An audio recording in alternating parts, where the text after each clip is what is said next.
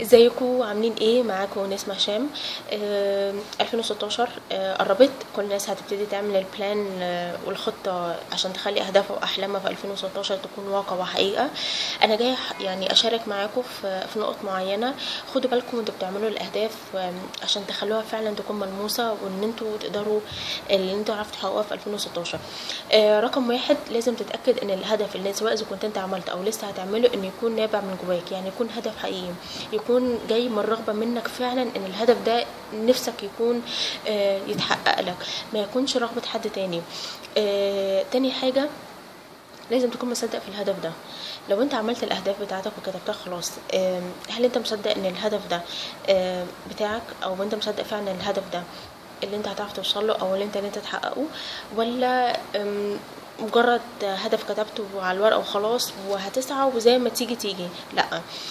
لو نسبة الشك والخوف أعلى من نسبة اللي انت نفسك تحقق الهدف ده، تأكد ان الهدف مش هتعرف اللي انت تحققه. لكن الصح اللي تركيزك على تحقيق الهدف اكتر من الخوف او الشك. مش معنى كده الناس ما بتخافش، هي الناس بتخاف بس بنسبة، لكن لو النسبة دي زادت عن الحد المطلوب او زادت عن الحد او عدت تحقيق الهدف، هيمنعك من اللي انت تحقق الهدف بتاعه. فخلي تركيزك على تحقيق الهدف وصدق في الهدف بتاعك، هيساعدك ان انت تعرف توصله. رقم 3، الصورة الذاتية للهدف بتاعك. يعني ايه الصورة الذاتية؟ هل انت شايف ان الهدف، شايف من جواك انت كصورة مصغرة ان الهدف انت وصلت له؟ شفت صورة في ذهنك اللي هي الصورة الذهنية اللي انت فعلا شفت الهدف ووصلت له واستمتعت بيه وحاسس بمشاعر الفرح والسعادة رغم ان انت لسه ما ابتديتش فيه؟ الصورة الذاتية اللي انت شايف نفسك من جوه، او الصورة الذهنية اللي انت تشوف الصورة في خيالك، الاتنين دول هيساعدوك ان انت تعرف توصل بنسبة اكتر من 85% من الهدف يكون بالنسبة لك حقيقة. طب لو نفترض ان انت مش عارف تشوف نفسك، ان الهدف مش عارف تمسكه، هل المشكلة في ايه؟ هترجع لرقم 2، يبقى معنى كده انت مش مصدق في الهدف ده، وبالتالي رقم 1 يعني الهدف ده مش بتاعك، او نسبة الشك والخوف اعلى من تحقيقك الهدف ده. فبالتالي انت عرفت السبب ايه، فابتدي اللي انت ركز اللي انت تحقق هدفك اكتر من اللي انت تركز على سلبيات عدم تحقيق الهدف. عايزك وانت بتعمل البلان بتاعتك حط حاجة مهمة قوي، حاجة اسمها التطور الشخصي. انا عندي اعتقاد، والاعتقاد ده انا شايفة انه بيساعد ناس كتير قوي انه يحققوا اهدافهم واحلامهم.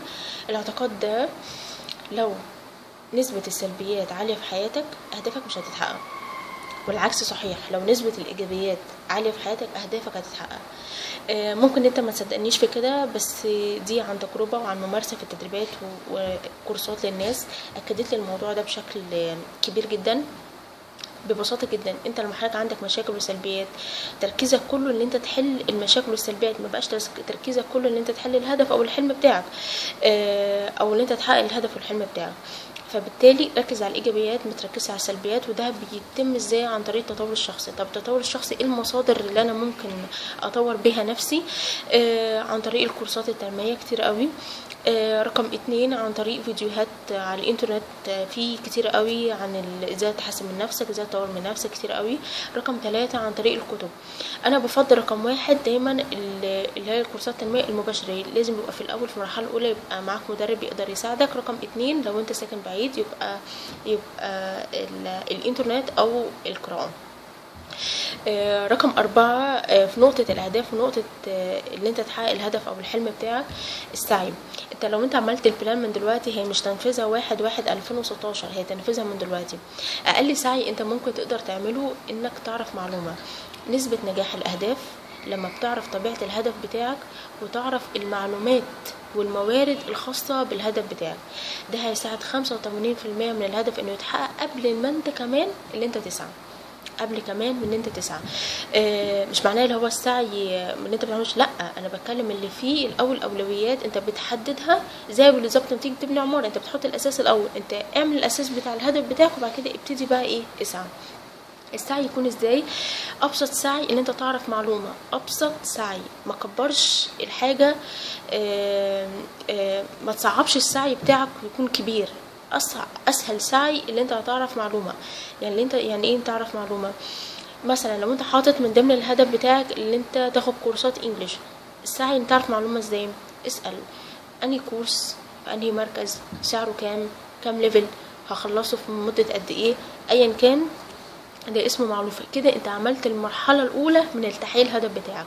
المرحلة التانية والتالتة بقيت انت متوجه هتروح فين، هتقعد قد ايه، هتدفع فلوس كام، هيخلص في مده قد ايه. خلاص انت عرفت الهدف بتاعك ماشي ازاي. عكس لو انت اعتمدت على ان انت تنزل على طول على السعي، هتحس ان انت متشتت شويه، هتبقى مبسوط وشويه مش هتكون مش مبسوط. ليه؟ عشان عدم معرفه المعلومات في الاول. مهم جدا في نقطه السعي اللي انت، او في نقطه الهدف بالذات، اللي انت لازم تعرف معلومات عن الهدف بتاعك. عرفته تاكد ان بنسبه كبيره خلاص الهدف بقى بتاعك. ده بشكل مبسط. احنا اتكلمنا ان الهدف 1 لازم يكون نابع من جواك، 2 لازم تصدق في الهدف بتاعك، 3 الصورة الذاتية اللي انت تشوف نفسك، الصورة الإيجابية اللي انت عرفت توصل للهدف ده. رقم 4 نقطة السعي، ابتدي بالمعلومات، أقل خطوة في السعي اللي انت تعرف معلومة. 5 او مش 5 حطها في الاعتبار، لازم تحط من ضمن الاهداف بتاعتك التطور الشخصي، لانه هيساعدك بنسبه كبيره جدا اللي انت تحقق اهدافك واحلامك. يا رب 2016 تكون سنه سعيده عليكم، فيها تحقيق كل احلامكم واهدافكم. حط في اعتبارك النقطه اللي انا قلتها، وان شاء الله باذن الله هتحقق كل اللي انت عايزه. اشوفكم على خير، مع السلامه.